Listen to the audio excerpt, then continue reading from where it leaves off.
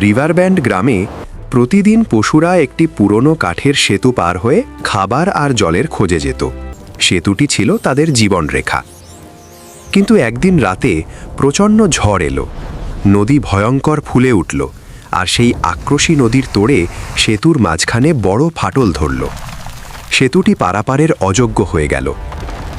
পরের দিন সকালে যখন সবাই এই সর্বনাশ দেখল, তখন তারা একে অপরের দিকে তাকালো না, সোজা দোষারোপ করল এক ধূর্ত শিয়ালকে। কারণ শিয়ালের চালাকি আর ফন্দির কথা সকলের জানা ছিল। তাদের ধারণা হলো নিশ্চয়ই শিয়াল কোনো ফন্দি এঁটে এই কাজ করেছে। একটি ভীতু খরগোশ আতঙ্কে চেঁচিয়ে উঠল। এক রুক্ষ ভাল্লুক ভয়ানক গর্জন করে উঠল। এমনকি একটি ক্রুদ্ধ হাঁসও শিয়ালের দিকে কটমট করে তাকিয়ে কটূক্তি করল। শিয়াল আঘাত পেল, অপমানিত হলো, কিন্তু সে নিজেকে নির্দোষ প্রমাণ করতে তর্ক করা বা প্রতিবাদ করা প্রয়োজন মনে করল না।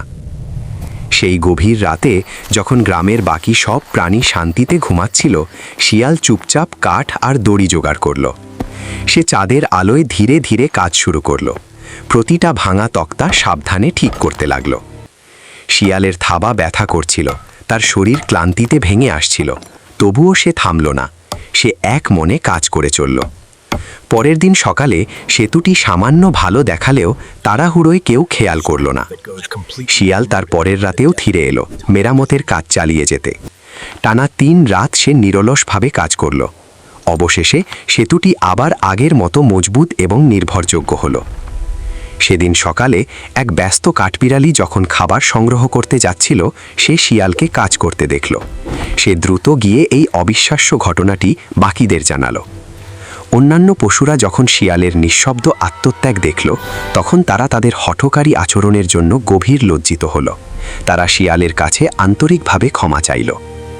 শিয়াল হাসল এবং শান্তভাবে উত্তর দিল, বিশ্বাস শব্দে তৈরি হয় না বন্ধুগণ, বিশ্বাস তৈরি হয় নীরবে করা কাজের মাধ্যমে। এরকম গল্প আরও শুনতে চাইলে এখনই সাবস্ক্রাইব করো।